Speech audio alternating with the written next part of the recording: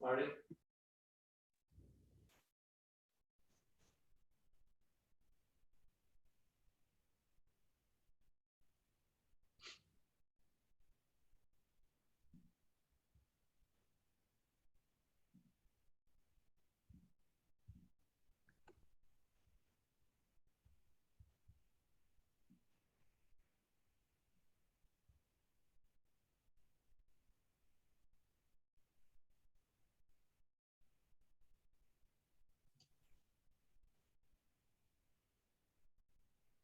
Hello.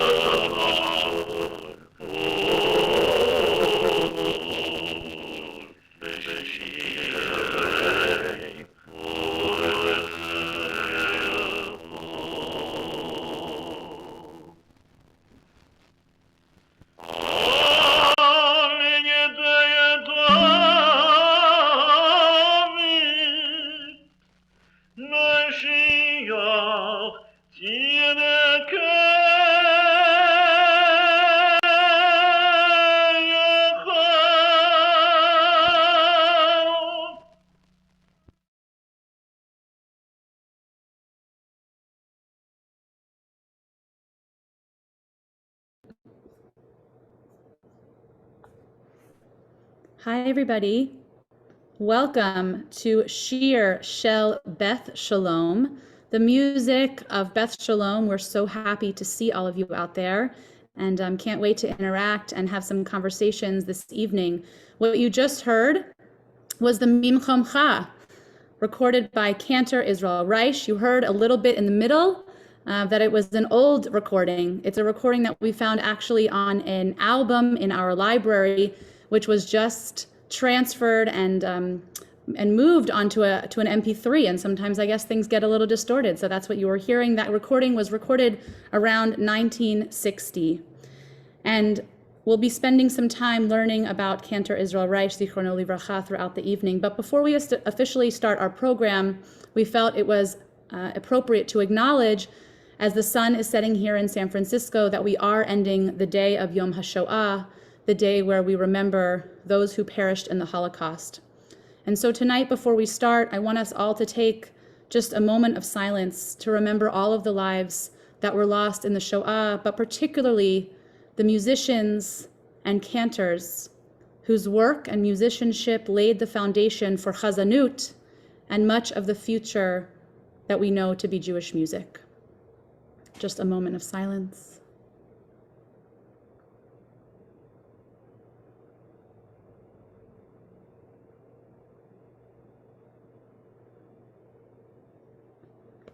Zichrono Livracha, may all of their memories be a blessing.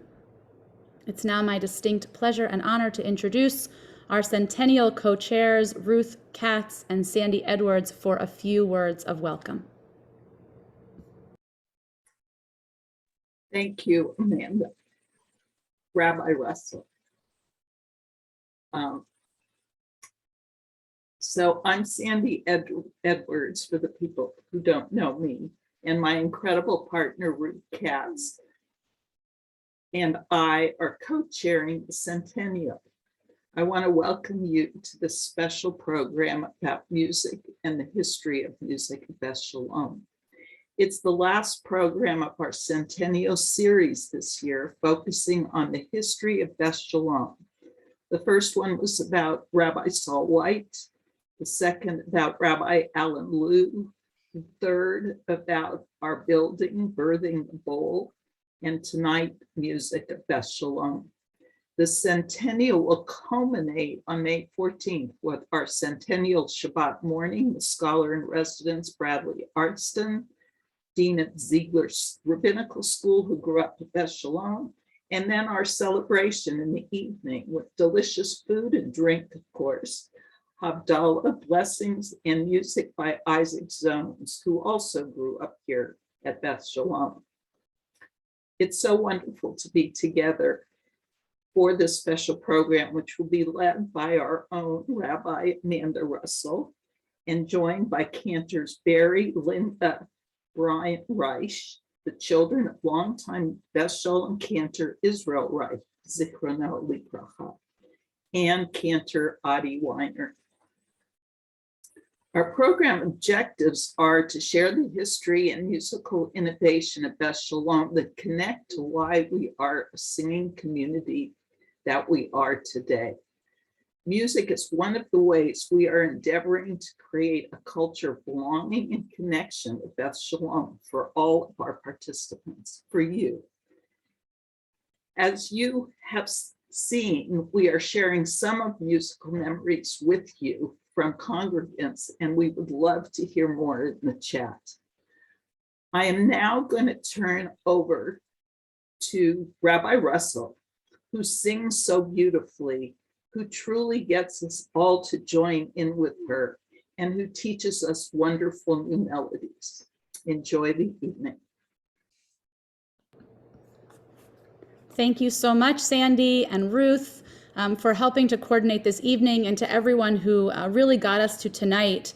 I won't reiterate all the reasons that we're here, but just to say that as I've had the privilege to sort of walk through musical memory lane with the three Cantors Reich and Cantor Adi Wyner, the thing that kept coming up over and over again is that Congregation Beth Sholom is a singing community. Congregation Beth Sholom is a singing community. And one might think that that was an accident, right? That we just happen to have a bunch of congregants and people who like to sing.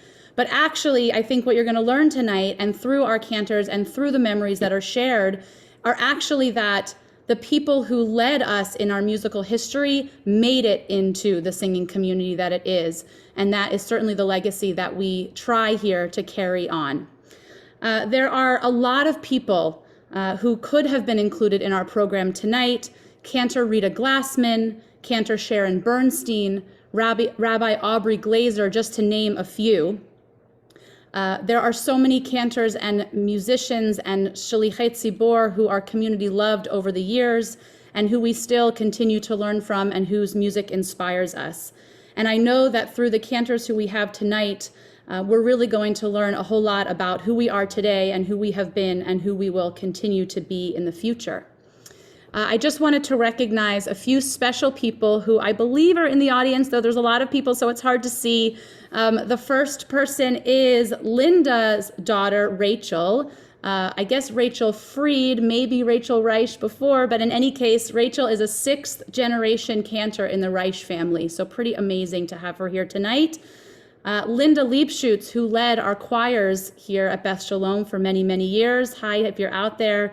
Don Osaski, who grew up at Beth Sholom, who's now a cantor, and who also helped to digitize some of our music that we're going to be using this evening. Linda Bernstein, if you're here, our very own Linda Bernstein, who sung in the Beth Sholom choirs and is now studying to be a rabbi and a cantor. And finally, Debbie Zients, who I don't know personally, but who we saw in your registration that you are also an ordained cantor who grew up at Beth Sholom and sang in the choirs.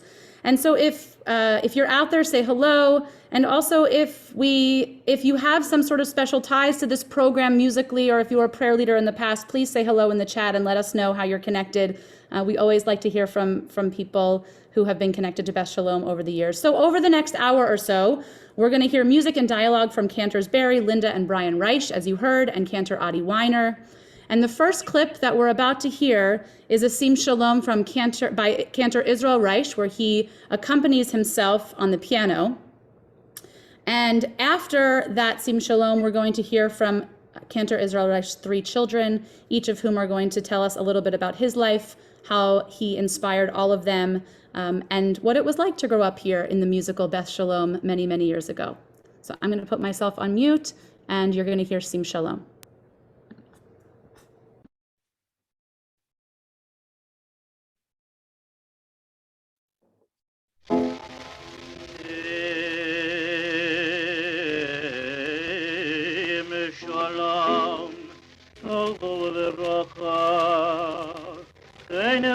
חסד ורחמים ולבנו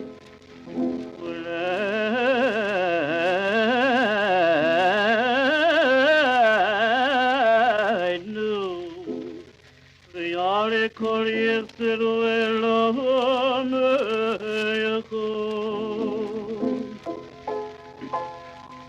ברכנו וביינו כולנו תיכון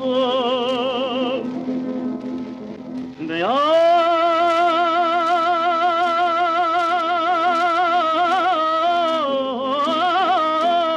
ביום פניך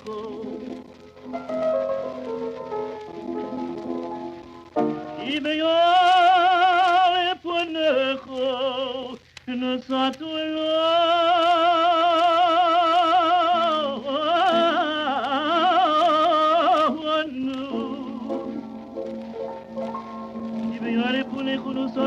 Hashem Elokeinu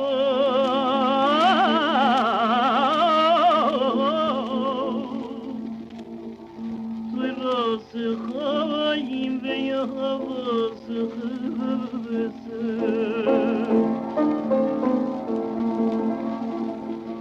Utzetu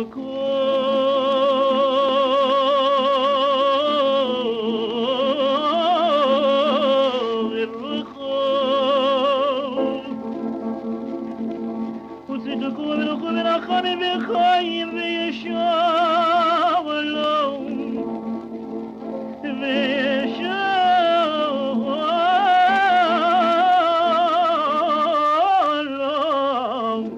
ויחיים וישעלום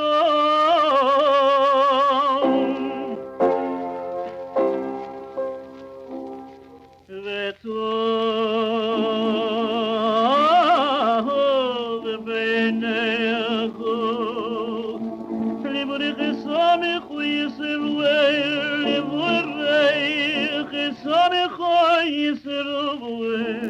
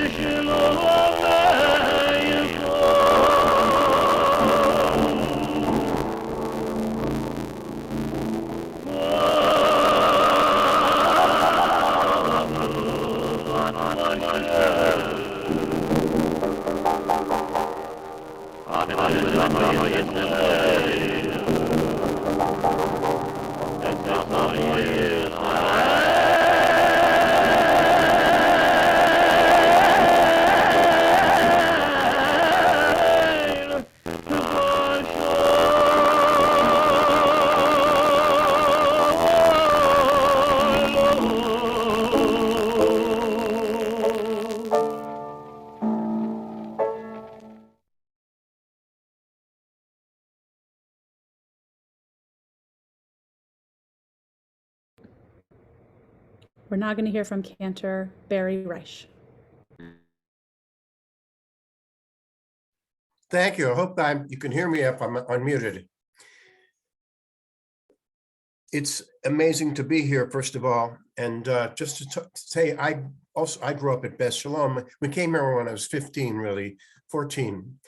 But, my dad started out in Flatbush, New York. They were students at the Torah Vodaas Yeshiva. In fact, his brothers, they were all ordained there, actually.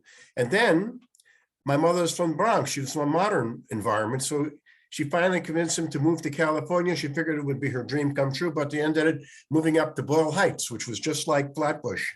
And they put me in the Breed Yeshiva, Torah, over there. And then finally, he got his first position, conservative, because, he's very Orthodox. Conservative position is like another world for him in Florida. Just to give you an idea, I was a 9th grader in Florida, 10th grader in Youngstown, Ohio, 11th grader in Seattle, and a 12th grader in San Francisco. That was a place he wanted to be. He fell in love with Beth Sholom and Rabbi White. And so I, myself, was always sort of looking at him because it was like a flash for me. He came from such a tradition. But if you ever read if you ever look at Rabbi Soloveitchik's book, The Lonely Man of Faith, it explains what it's like for someone coming from that background to come to terms with modernity and everything new. And my dad had both of those things inside of him. We came to Beth Sholom. I was 15 years old. I used to go to services every Shabbos. I would walk in there. First, I'd hear like a noise from outside the building. I would climb the stairs. I would go upstairs. And all I could tell you is the energy in there of the people davening, along with the melodies that they knew very well, because they heard them every week, although he would slip little new ones in the middle of his davening. He never did the same thing really twice. It was always a little different.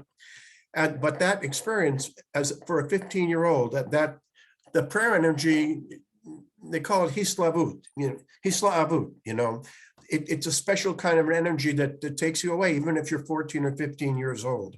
And that's what was happening at Beth Sholom when I was there growing up. And Rabbi White was there, Zichrono Livracha. My dad was there. We would hear that music. And then we would hear a Torah reading from Rabbi Softy, he should rest in peace, who was from Egypt. And he read the Torah using makam, which is the actual scale that they use on the oud when they play it, or in Arabic music. So you were almost like you were in a mosque. You would go from one place to the next, but the connection there to that feeling of Beth Sholom was amazing. It was so powerful, I've never forgotten it. It's never left me.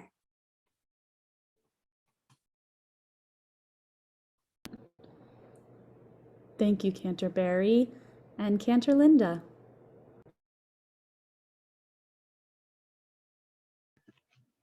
Yes, hello, everybody. So glad that you all came. My first memories of really listening to my father closely was at Beth Sholom. We moved around a lot, as my brother noted, and we were teenagers when we came to San Francisco. And Beth Sholom welcomed us with open arms. I think some of the happiest memories were the 5 of us at Beth Sholom and singing in the choir. And at the beginning, being the choir, basically, because when my father first moved there they didn't have a choir at the time. And so he said, well, I sang soprano, Barry sang tenor, Brian sang baritone, and my dad sang alto, and there we were. We had a choir, and then we kept adding. But I moved away in 1978 actually 73, 65, 66.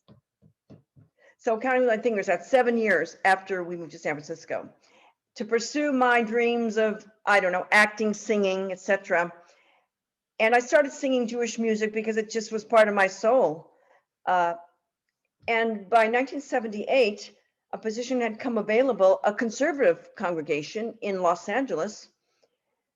And I thought, well, I talked to my dad, and my dad was so egalitarian. He just like, so supportive of me. I said, Dad, I want to audition for this. And other people, when I told them that, they said, well, you're a woman, to which I replied, and your point is? But my dad said, I'll help you, whatever I can do. And he sat with me, wrote out his music. And of course, I already knew so much music already, just because from listening to him all those years, it just was like, I was going to be an actress, but when I got on that bima, it's like, I knew that's where I wanted to be.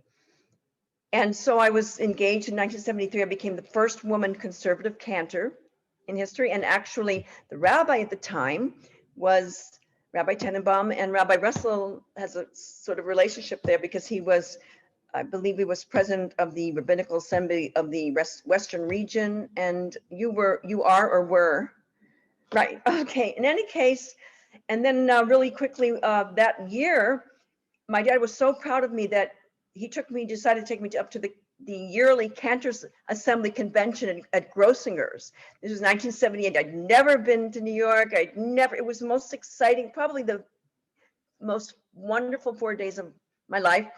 And my dad would introduce, this is my daughter, Cantor Linda. And they would go, reform, right? No, conservative, you know. And there was even one cantor that said something snarky to me. I don't remember what, but I started crying. And my dad just held me and said, you know, don't you let them ever say anything to you. You know, I'm proud of you. And he was always proud of me. And his music is in my heart forever. And I hope I pass it on to the next generation, which is my daughter, Rachel. So Beautiful, thank you. And Cantor Brian.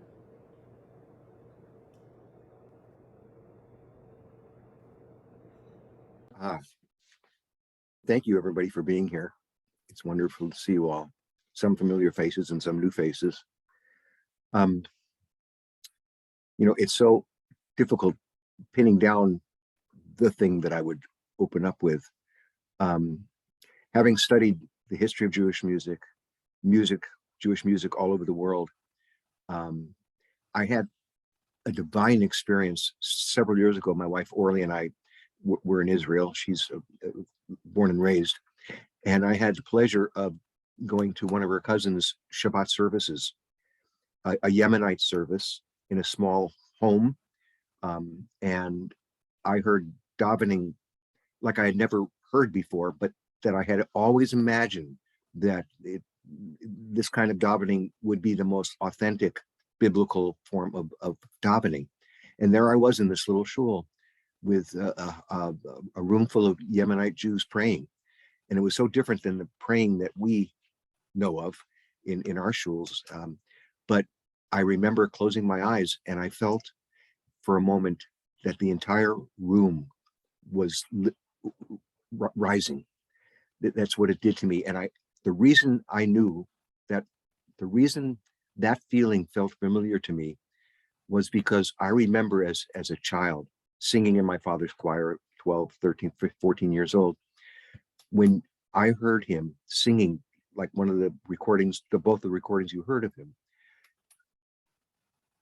there were times when, being so near him, I felt that he was causing all of us, and Beth Sholom was, I don't know how it is today, but it was filled for the High Holy Days, singing in his choir, a room full of people, hundreds and hundreds of people, just rising and being elevated by his approach towards prayer and his approach towards his voice and approach towards this chazanut. Through this process, I've learned that of all the people I've known in so many different categories of jobs or lives, I don't think I've ever known anybody who did what they do as well as my father did what he was born to do. And he also taught me, I can't listen to 5 minutes of opera. I have no tolerance for opera. But because of my dad, give me some traditional chazanut and I can listen to it for hours. And he had such an effect. And in this way, it was such a marvelously meaningful effect. And for that, I will always be thankful to him and well connected to him. Thank you, Cantor Brian. And you were going to introduce the final piece that we're going to hear from your dad. I think Barry's going to do that. Are you talking about the TV or Boo? Yes, this is something from our record album, our first album, and I'm going to steal. Barry, you want to finish this? You are the unmute yourself, dude.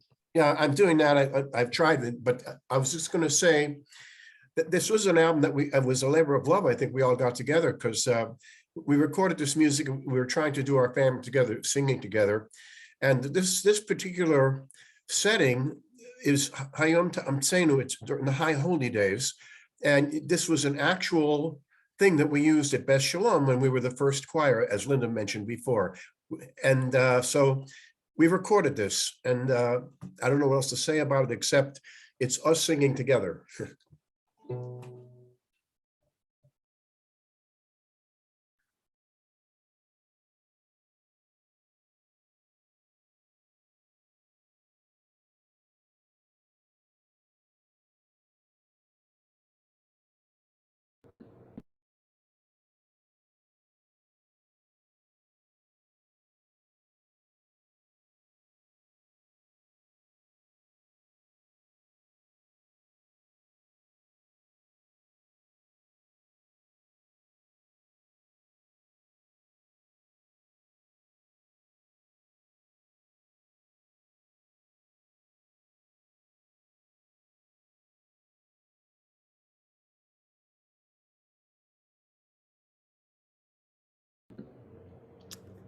I'm going to play it. It doesn't sound like it's working, so I'm going to do it.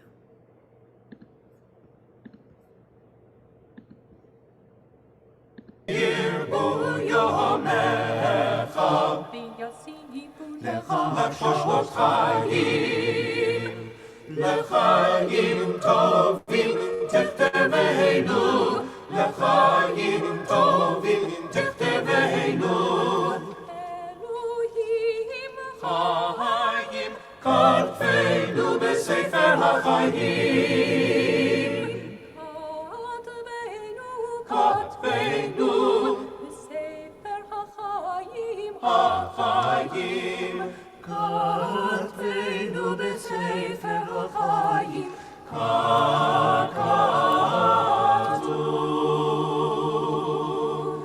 ויתם הדבקים בדושם אלוהיכם, חיים כולכם, חיים כולכם היום, היום, היום, היום, היום, תאמצנו.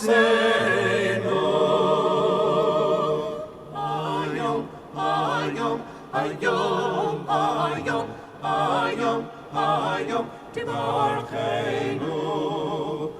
היום, היום, היום, היום, היום, היום, תגאלנו.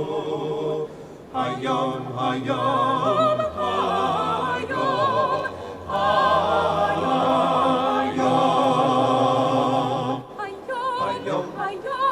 היום, היום, היום, תדרשנו לטובו.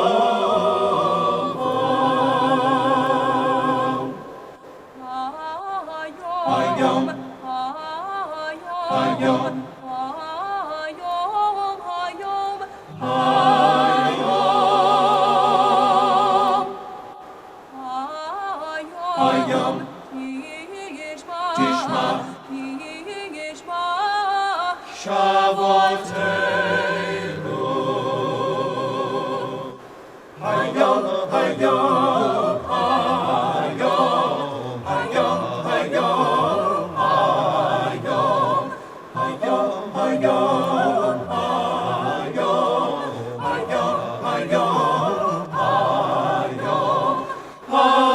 היום תקבל ברחמים וברצון את תפילותינו.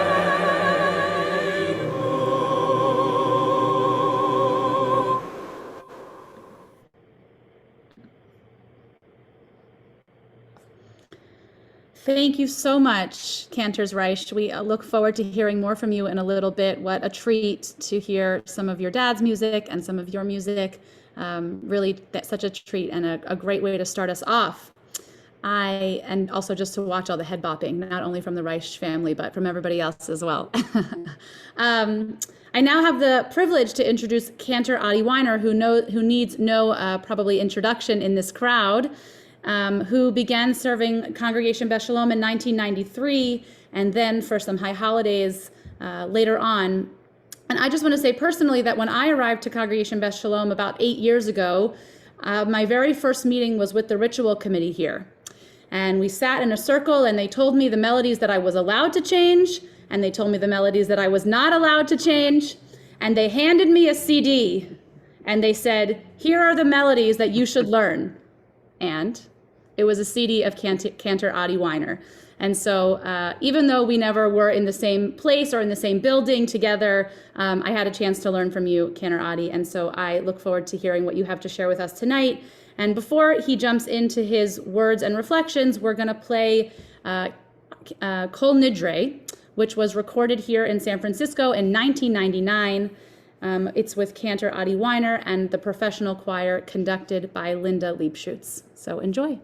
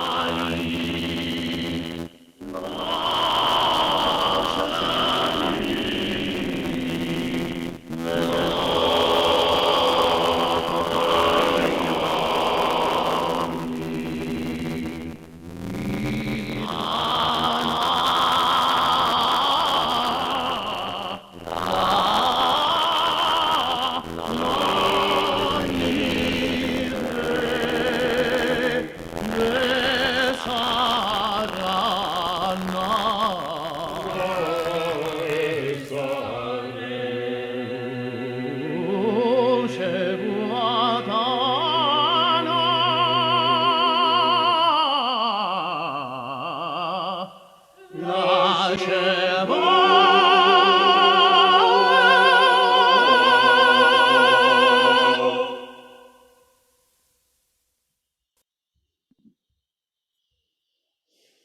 high note, Cantor Adi.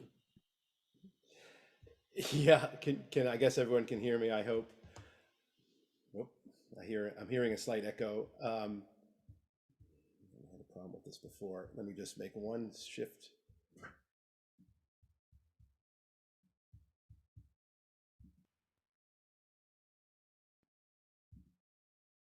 Okay.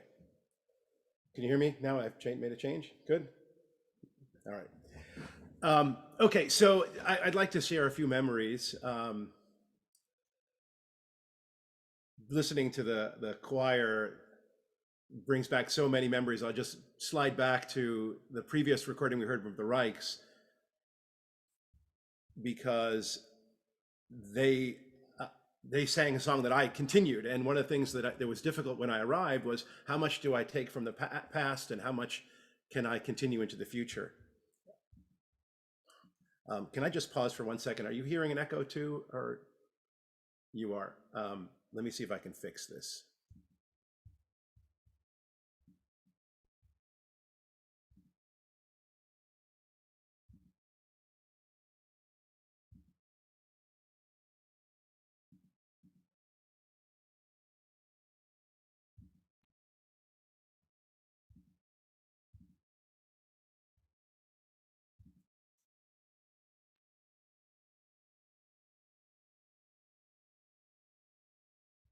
Okay, better? Yes, much better. All right, thank you. And now I'm feeling I can talk much more freely. All right, so I started in 1993, and that's a story in and of itself. But before I tell that story, I want to just say a couple things about the choir, because, what I would consider like the great highlights of my time at Beth Sholom, which, as Rabbi Russell indicated, was actually split over 2 times. I arrived in 1993, and then I left at the very end of 1998 after the high holidays. And then I think I came back in 2004, maybe 2005, after a number of years being the chazan at the East Midwood Jewish Center in Brooklyn, right near where I guess Barry and grew up when he was a boy. And after I left East Midwood Jewish Center, in fact, I had just I was about to put in the mail my application for a new chazan position when I got a call from Sandy asking me if I'd be interested in returning to Beth Sholom. So I ripped up the application. I said, couldn't be better to go back to Beth Sholom. And I think I was there for almost 10 years. And I think there was maybe 1 or 2 years overlap between my leaving Beth Sholom and then Amanda coming in. So the experience of coming to Beth Sholom was an amazing one. And I just want to share a couple of what I consider the highlights of musical experiences at Beth Sholom. Unquestionably, it was just the amazing commitment to the cantor's role in the congregation. I've been around the block now. When I first started at Beth Sholom, I was very young, barely 25 years old, and I had known my congregation growing up, a conservative congregation in New Jersey, and for the most part, that's it. I was in college and graduate school and really nowhere else until I started at Beth Sholom. And I've since been able to look back and see how different Beth Sholom was into the numerous places I've been since. And one of the things that makes it remarkable was the amazing commitment to the cantor's position and the role of the cantor in bringing music to the congregation. And I remember vividly one Shabbat when Rabbi Lou had talked for a long time, and it was a bar mitzvah, and it was late. It was, as you know, nearly 12 noon, and I figured we're going to do a Ha'ich Kedusha. We're not going to repeat the repetition of the Amidah. And Rabbi Lou announced that we were not going to do the repetition, and there was this chorus of shouts from the congregation saying, "No, you can't not do the repetition." And he looked at me and I said, well, I'm game. And of course we did the repetition. I probably did it very quickly, but nevertheless, it was an amazing moment to see how committed the congregation was to hearing the full Musaf, or at least the music, which is, I think is beautiful in the Musaf, being repeated. The second memory I want to share, which is, of course, we heard some of the choir was actually Ne'ilah at Beth Sholom, and which was, it's been 30 years since I started leading at Beth Sholom. I'm now 55 years old. I can't believe that. But I arrived at 25, and there hasn't been a place that rivals the Ne'ilah at Beth Sholom. And one of the reasons why is, of course, everybody sings and everyone's full, but it's something like everybody knows the melodies and everyone sings along in a way that I've never encountered ever since. And one of the things that I added to Ne'ilah when I was there, I did it with my wife Lisa, who's somewhere over there, who was running the Hebrew school, and we trained all the kids to come up and join us during Ne'ilah and sing El Nora Alila, which was not part of the congregation's tradition because it's really a Sephardic hymn. And although it is in the Silverman Machzor, it was in some editions it's not, and it was generally not done. And so we sang it, and that was a way to bring all the kids and all the families to participate in this Ne'ilah. And if you remember the old sanctuary, it wasn't big enough to hold everybody. We had to do 2 services. So we had one service for the morning, the early morning, a second service right after that. But Ne'ilah, everybody jammed in. So it was packed. It was packed. There wasn't a seat. There wasn't a standing room, and you could go all the way into the back room. I don't know where that little foyer was, and it was eight people deep. That's how full it was, and everybody singing. So that moment is still, I'll never relive a Ne'ilah like that, even at the many congregations I've been since being at Beth Sholom. So I guess I want to share just a couple quick other memories about, maybe one fun story is how I ended up at Beth Sholom. My predecessors were full-time cantors. My immediate predecessor was Ken Karansky, who I just noticed passed away this past year. And then of course, Cantor Reich. And I was the first part-time cantor. Now, what did that mean? This is a fun story. I like this. Means you do the same job at the previous cantor for half the price. That's the job. Now, I had just been a graduate student, so for me, I thought this was really swell. And I had another job teaching, part-time job teaching at Stanford, teaching statistics. And later I was teaching at Cal Berkeley. So it worked out really beautifully for me. But it was tough for the congregation because they expected a certain kind of a presence, a certain kind of traditional style. And I know that Rabbi Lou was trying to move us towards the more modern version of music in the congregation. And I grew up in a conservative household, unlike Cantor Reich and unlike Cantor Karansky and others who preceded me. I actually grew up with the conservative movement's kind of way of davening and USY. And I actually didn't go to Ramah, but it was all infused with that style.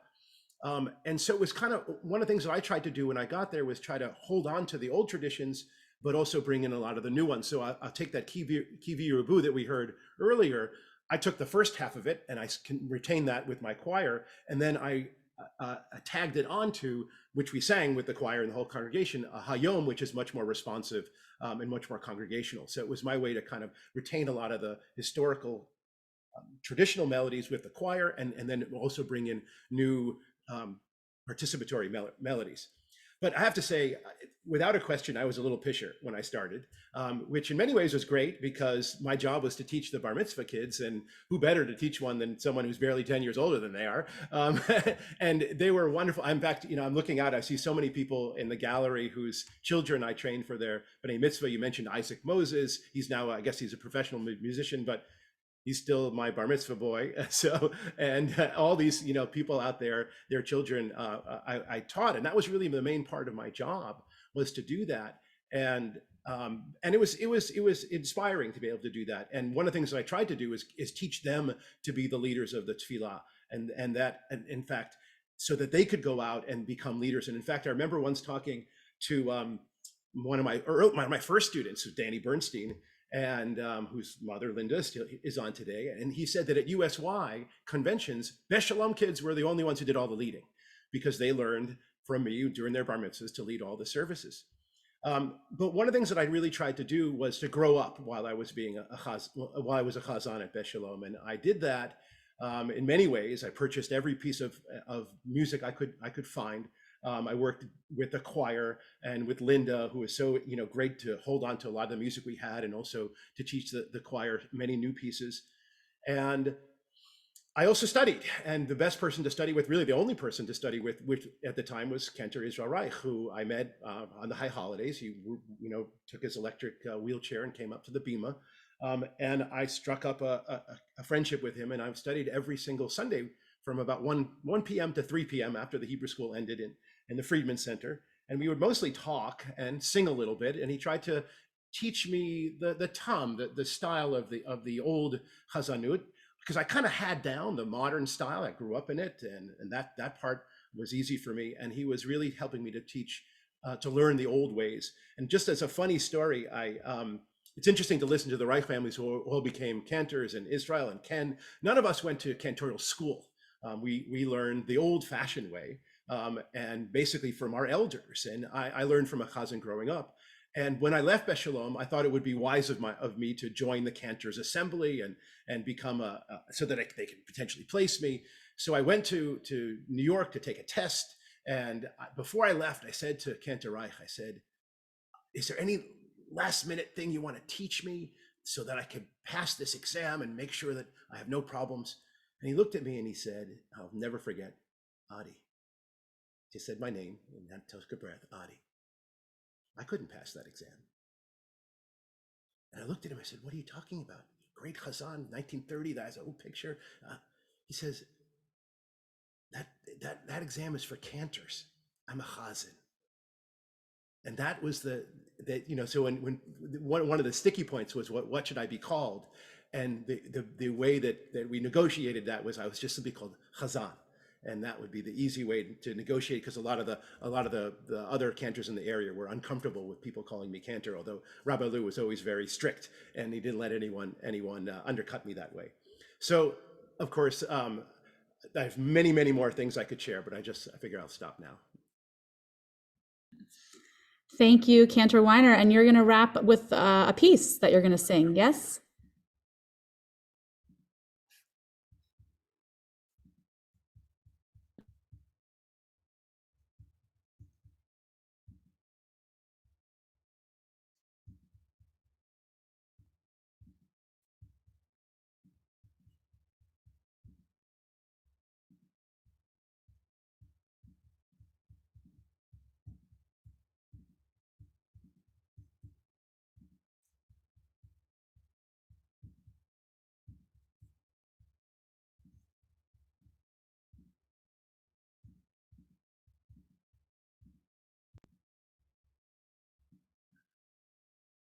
Okay.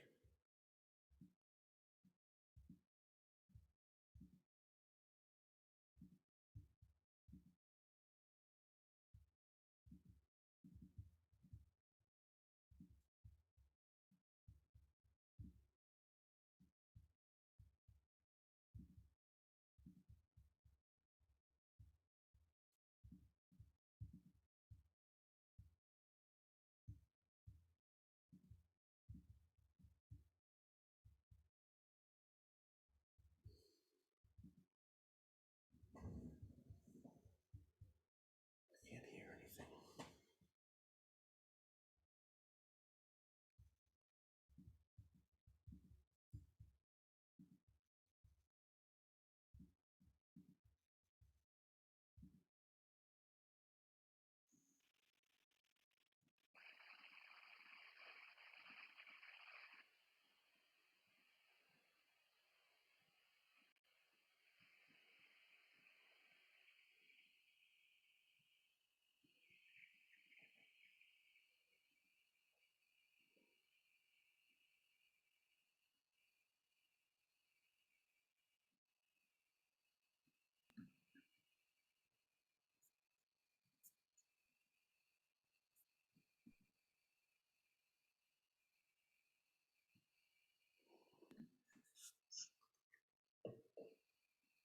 Can you hear me?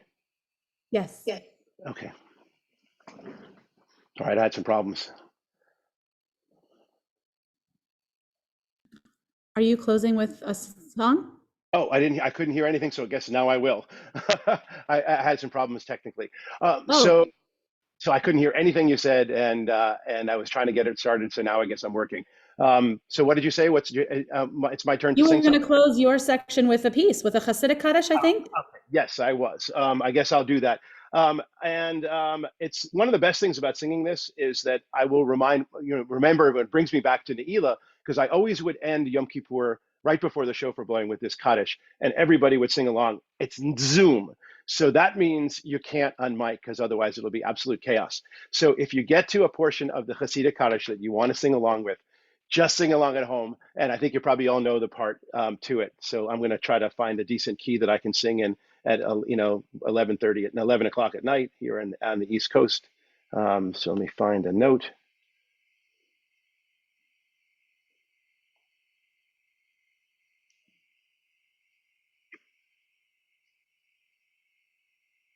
Okay. Yikadal v'yikadash meraba ve'alma dibra kerutei ve'amlich malchutei v'chayechon u'vyom mechon uv'chayei dechol beit Yisrael v'agala u'vizman korib ve'imeru Vayimero amen, Yehi shmei Rabba mevorach, le'olam u'lolamei olmaya yitbarach, vayitbarach ve'yishtabach, ve'yitpa'or ve'yitnasei, ve'yitador ve'yitale, ve'yitalal ve'yitase, shemei de kudesha, brichu, li'ela mikol birchata, ve'shirata, tushbechata, ve'nechemata, damiran be'alma. And the choir would go, tushbechata, ve'nechemata, damiran be'alma, ve'imeru. That was the choir part and the congregation. Ve'imeru amen. Titkaber selaton uvoton dechol Yisrael. Kodam avon di bishmaya, di bishmaya, ve'imeru, ve'imeru amen. Yeshmar Rabba min shemayo v'chayim aleinu ve'al kol Yisrael. Your turn. Ve'imeru,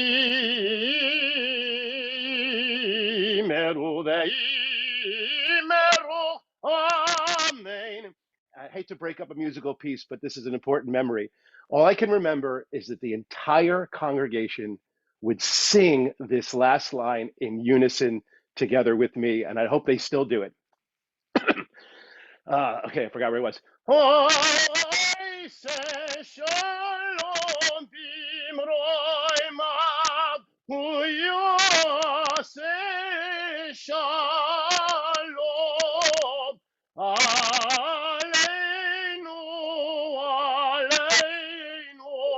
ve'al kol Yisrael, ve'imeru, ve'imeru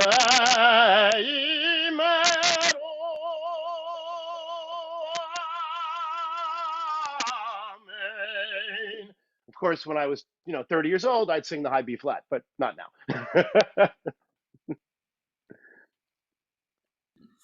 Yasher Koach. Thank you, Thank you. Cantor Adi.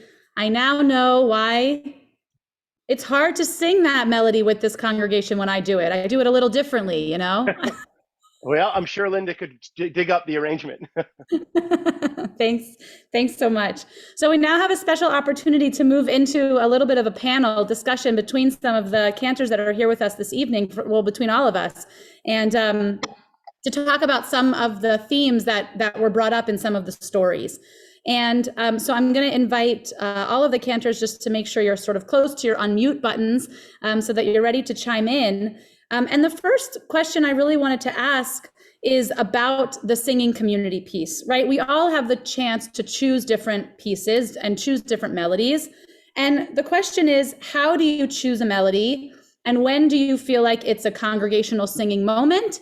And when do you think it's a sort of more performative or cantorial moment? And anybody can jump in.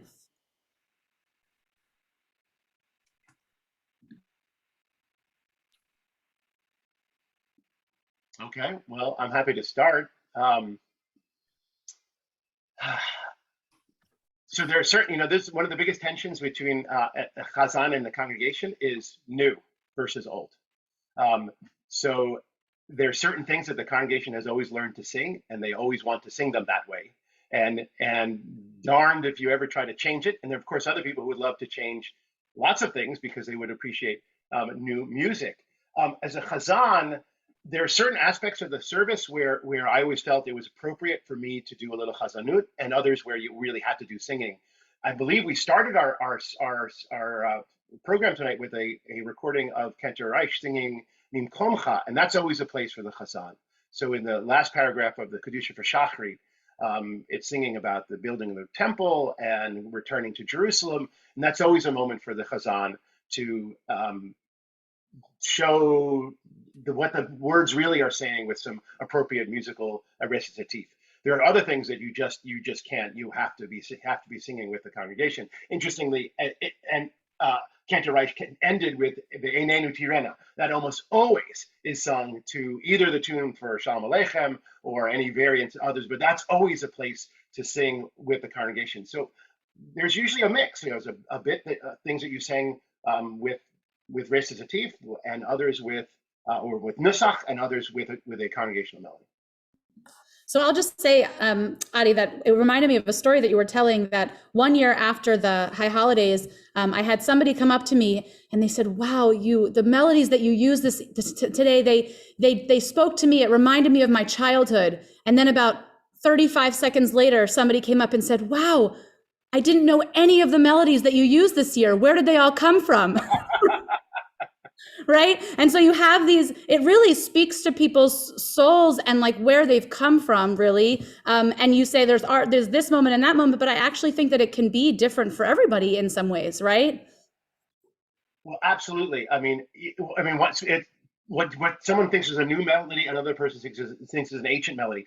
One of the things that really binds our melodies together is the nusach, and there is special modes that belong to each part of the service. And one of the things I just remember talking about with Rabbi Lou is, particularly when I started, he was a stickler for the nusach. And maybe later he wasn't so much, but in the beginning he absolutely was a stickler for the nusach. And he was, and he knew that I was a pisher when I started, and he would go over. He said, "I'm going to be away this week. You make sure you do these things this way." And that's what really binds all these melodies together, is that there's a certain nusach that belongs for each part of the service, and there's certain that are used only once a year, and others that are used every Shabbos, and that's what binds them. Even if it's a new melody, it's usually still in the appropriate nusach, so it can feel both old and new at the same time. Thanks. Cantor Linda.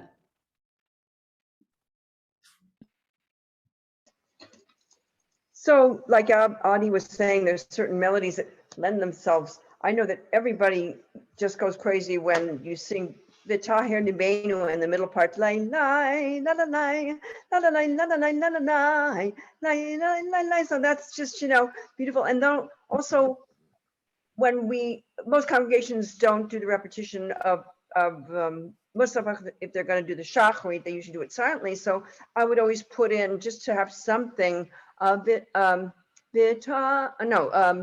Yismechu b'malachutecha. Again, it's in that mode, the sort of a British mode. Shomrei, shomrei, shomrei Shabbat. So there's certain melodies that just lend themselves the congregation just loved to sing along. I think the congregation would have had my head if I didn't do that for Yismachu every single Shabbat. Exactly. And it's just, I always associate that with Beth Sholom. Thank you. So Cantors Brian and Barry, maybe you can take us into the next question, which is, your dad was so influential in encouraging congregational singing. Do you know how he did that? Well, sure. I'll chime in on that. He used some melodies that were pretty well known in the conservative movement, but also, I don't know if everybody knows this, but if you listen to the 2 recordings that were played that of my father this evening, when my father was davening that's not something you write down on paper and you're looking at a musical chart. It was improvisational. Most of his davening was on the spot improvisational. And he would find melodies during the service that he tries out, and it wasn't planned, but this is how he came up with melodies that in the middle of a great piece of Chazanut, with a lot of coloratura and a lot of davening, a melody that really really took immediate, took on form immediately with the congregation. And that was just something that I could never get over, that he did so much improvisational, and yet he could just dive into it like a fresh pool of water with a melody that everybody, and you usually had a nigun with it. He never shied away from creating a new nigun. A lot of the melodies that he had in those days, and probably have already also carried over to today, were his melodies and nigunim that he just put in there on the spot. He had amazing ability to do that. Could I say one thing? I was going to say that every kahal, every congregation is different. Communities are different. In the old days, at Cantor in a village of Stichin or someplace like that, they only knew his melodies. My dad wrote that Sim Shalom, by the way, the one that he did there. But 50 years ago, there were some very incongruous pairings of melody to liturgy, if you know what I mean. Fast forward 50 years now, we have someone like Menachem Creditor writing Olam Chesed Yibaneh. You've got even Jeff Klepper, all these other writers who are thinking about what the music is saying. And the famous, the Amshin of a Rebbe said, what the song makes you think about, that makes you feel a certain way. So nuschaot, melodies that are synagogue melodies, take you to the place where you can connect dveikut, But if it's a melody that's totally foreign and it makes you think of a Hawaiian luau, of course, then you're not going to be where you should be in synagogue in many ways. My dad was a pianist, and a lot of his, he would take the nusach tefillah, and he would take that in much the way a pianist's mind work. He would create little different places to go with it, and it would always come back to that to that place, And I think that was something. Also, he liked to bring people in and out of his own compositions. He loved to do that. Almost all the time, he would have a section in there that was something that you could sing very easily. Anyone could sing along. And it wasn't something that he felt he had to do. He loved doing that. That was actually one of his favorite things. And Adi, I wanted to tell you that your story about that, I don't know how many Sabbaths I was at Beth Sholom, and Rabbi White, he would decide not to do something, and the congregation would get upset, and they would take a vote, an actual vote, to see whether or not they were going to do, and which Adon Olam they were going to do. And that particular back and forth between my father and Harav, to Rabbi White, I think that was something I loved, and I'm sure the rest of the congregation looked forward to that as well. I think, Barry, you're spot on with the sort of idea that modern musicians are thinking about what the music really means. I know a lot of musicians now spend a lot of time on one line, right? Going over and over one line just to sort of bring out that verse. And I wonder if the music, of your father's time, or even Adi, when you were here at Beth Sholom, was that not as important? Like, did the music not reflect? I wonder if you have anything to add. I see you do, Adi. Yeah, it's really, I mean, there's really an arc to Jewish music, and Cantor Reich, in his old days, was one thing. The races of teeth, the coloratura, with just a few. I mean, he used to teach me that you do a nice coloratura, and then in the end you sing a little melody for the congregation to join in, like Vitari Eli Beinim. By the time I was singing, it was more of a mixture, but a lot of the conservative melodies were the ones that many of you knew. When I was leaving, I moved to Philadelphia. Lisa and I moved to Philadelphia, and our next door neighbor's daughter married the lead singer of the Moshav band, which I saw from the chat. You guys knew they came out. Yehuda and his band came out, and I'm sitting there with this young kid, and I guess I'm a little older by then. I'm in my early 30s. I have two children. And he said, you know, Shlomo Carlebach's got this great way of davening Kabbalat Shabbat, and we didn't do that in California when I left in 1998. Yet that sort of ripped through conservative congregations, and I think almost everyone does some variation of a Carlebach style Kabbalat Shabbat, and it really transformed the way it was much more rhythmic, more upbeat, more it just a complete. Still connected to the nusach, but a real change. And what's going on now in the repeat and it's really the influence of some of the newer Jewish musicians who are really changing the services once again. And I'm seeing this now in our neighborhood here, and through the influences of the Hadars, the Rising Song Institute, and the whole band of all new musicians who do this. And I'm looking to try to create a little service out here that has that kind of experience, much more soulful, much more repetitive, but still very thoughtful about the whole service. It's actually very, very difficult to do. And in fact, in one of the theses of Hadar, this comes from the leaders of Hadar and Joey Weisenberg, is actually kind of interesting, which is they want it to be lay-led, but not just anyone lay-led, someone who has really developed and put their time in to learn how to do it properly. And I think there was a sense that to really do the music right takes a bit of craft, and they're working towards that. And this is what's happening kind of everywhere, at least out here. I wonder whether, I'm sure it's happening to some degree in San Francisco too. Definitely, thank you. Cantor Brian. No, nope. Cantor Linda? Linda, did you want to say something? Can you hear me? Okay. Well, a couple things. Rabbi Russell mentioned about the modern composers singing, taking one word and repeating. Well, that is very common to chazonis, actually, where the traditional chazonis, where my father would take one word and he would do a coloratura and repeat it, and so that was definitely done in traditional chazanut. And the other thing I wanted to say was, when we moved to San Francisco, it was in the 1960s, and Shlomo Carlebach had his house of love and prayer there. And we hung out there a lot. And my dad was very good friends with Shlomo. And Shlomo did have an influence on my father. I think that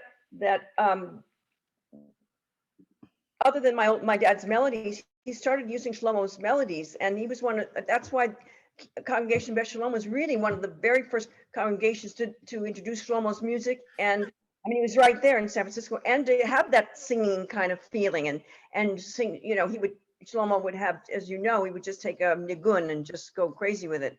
And that just fit into my dad's whole philosophy of having a singing congregation.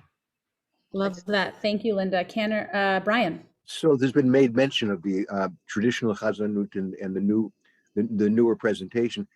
I'm not sure everybody knows that it wasn't always that we had music that people could sing along with. The chazan really soloed so much of it, and it was probably I don't know, 30, 40, 45 years ago where we started having chazans bring in the nigun and also music that you could sing along with. And that was what was great about Israel Reich, was that he was kind of like on the cutting edge. He helped transition from the solo chazan, the chazan singing solo, beautiful voices, but not much participation, to congregational participation And he really was a wonderful bridge between the two generations of cantors, and he handled it so beautifully. And but by the way, where is Adi? I'm Adi, here. for Slichot, did you do Lishmoa, Lishmoa, Lishmoa, Lishmoa? It was a beautiful Lishmoa. That, are you familiar with that, Rabbi I'm not Russell? familiar with it. That's actually interesting because there was always the tension on Slichot was, and I saw some of it in the chats, was to bring the choir and kind of inaugurate the high holidays with the full choir to perform. And I think I did that. Maybe Linda, do you remember? Did we do that? I think we did it. But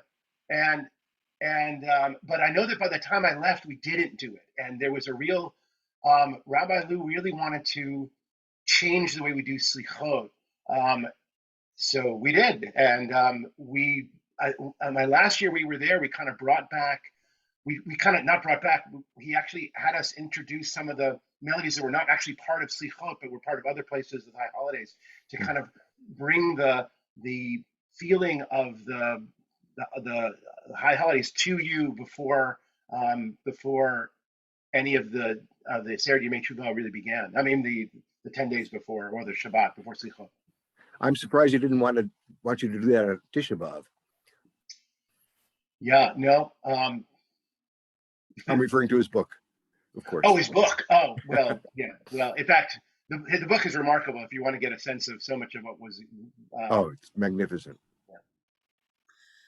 So, Barry, one thing that you said in your remarks at the beginning about your dad was that he loved Rabbi Saul White. And one of the questions that we had in the chat, and I know Adi, you probably have to say about Rabbi Lou, one of the questions we have in the chat is, could the cantors comment on the relationship with rabbis and how they partner on music, and are they separate, or did they work together on the music? So maybe Barry, you can kick off that question, and if anybody else has anything to add.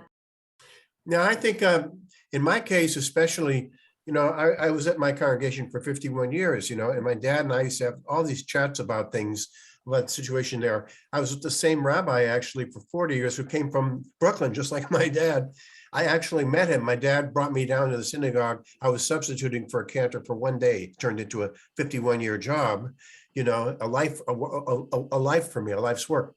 But then, of course, around the 40th year, by a Kama Melech, there came a new king, a new rabbi, Rabbi Dan Feder, who I think is on the Zoom with us tonight. And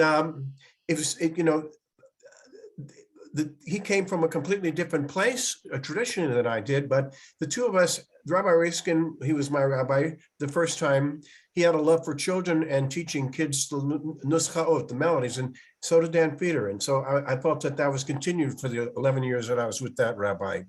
So, when you ask what the relationship is between rabbis and cantors, I can't, believe me, I can't speak for anyone but myself when it comes to that. And Adi, you were at Stanford. I was at Stanford myself for 3 years. I had a radio show called Suitcase Full of Simchas about Jewish life cycles. And my name on the radio show was Billy, last name Nader, Billy Nader. So I'm just talking for myself here. I'm saying right now that there are some amazing relationships that develop between rabbis and cantors. And I think a lot of that trickles down immediately to the congregation. The more relational the two of you are, the more love there is sort of filtering throughout the congregation. And that's what I saw. I mean, my dad disagreed with a lot of rabbis, but he disagreed with Saul White, but he loved him. And I think they have some real mutual respect there. Well, I'll tell you that when I was in rabbinical school, they brought in a cantor to tell all the rabbis to respect their cantors. So, I know that this is something that all synagogues talk about, and all rabbi and cantor partnerships have a chance to talk about. Adi, did you want to say something? Yeah, so I will say something that what I think especially works. So the last 5 years, Lisa, 6 years, I've been davening as a chazan with Lisa's congregation, and husband and wife is just you're never gonna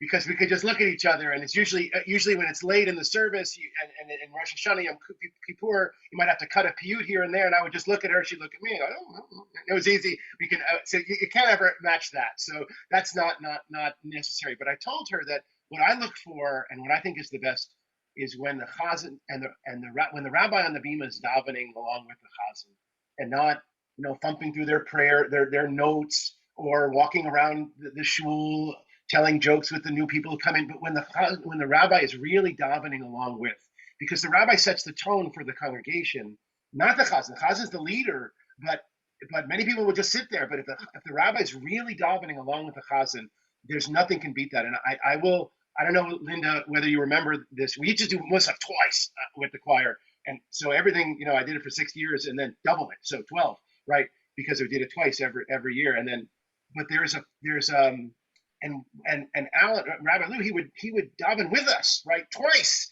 Like, it's unfair. I mean, yet he would do that.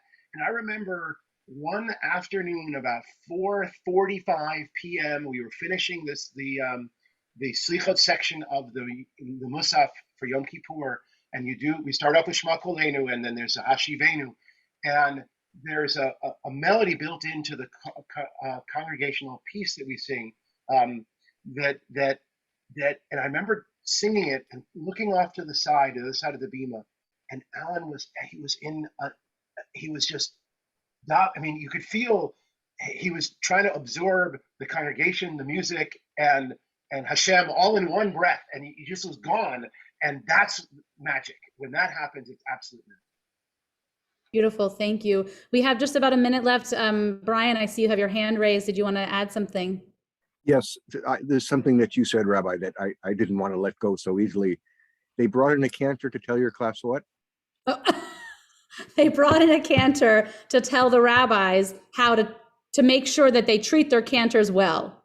No, that. Yeah, see, I wanted to hear that twice. Yeah, that's right. Linda.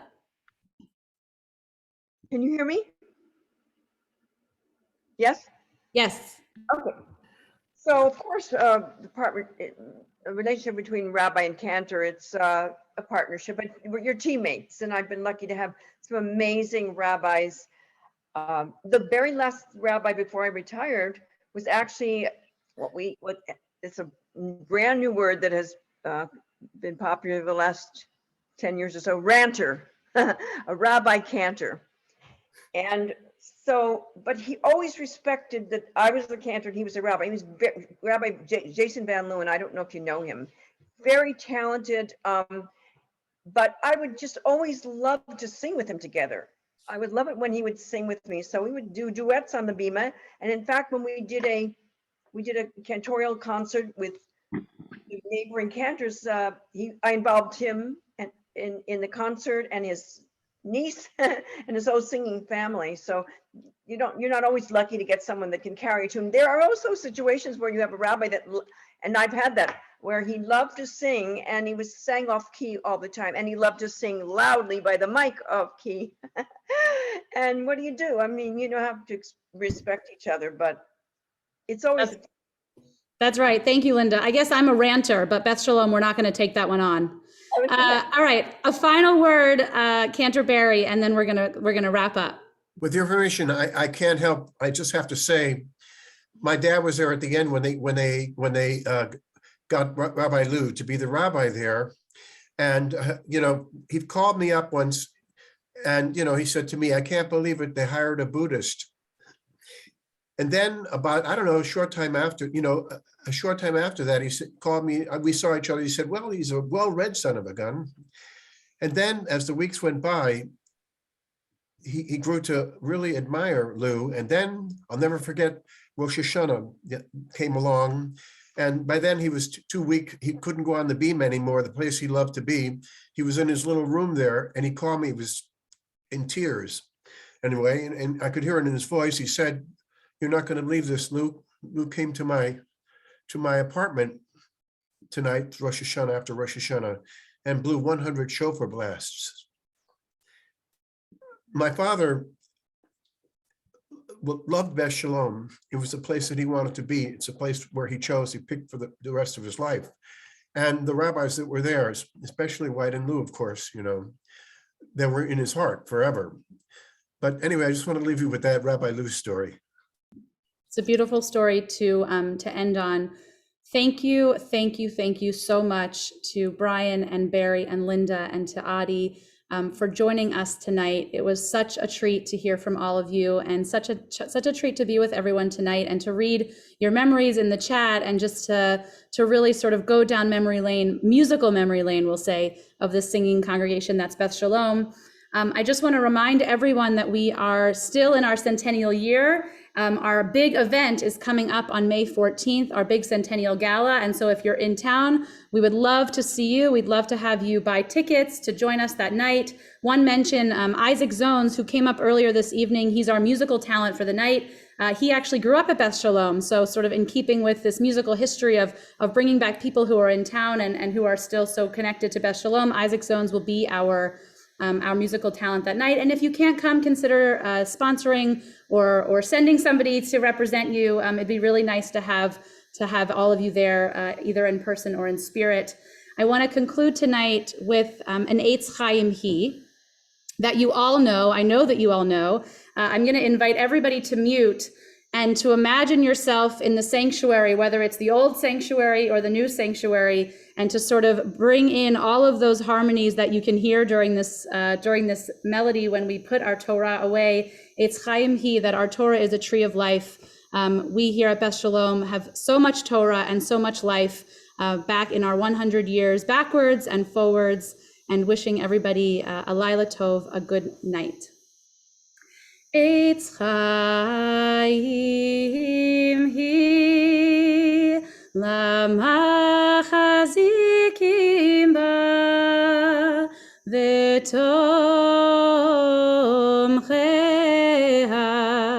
meushar, Deracheha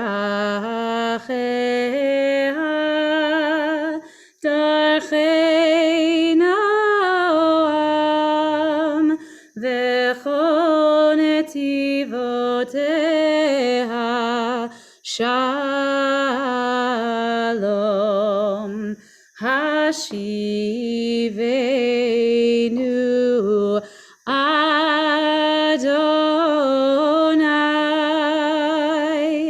elecha v'nashuva.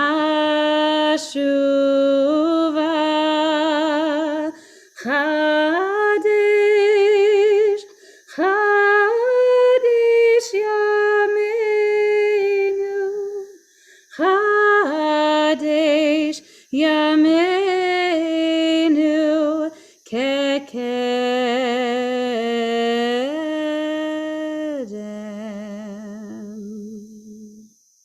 Laila Tov, good night.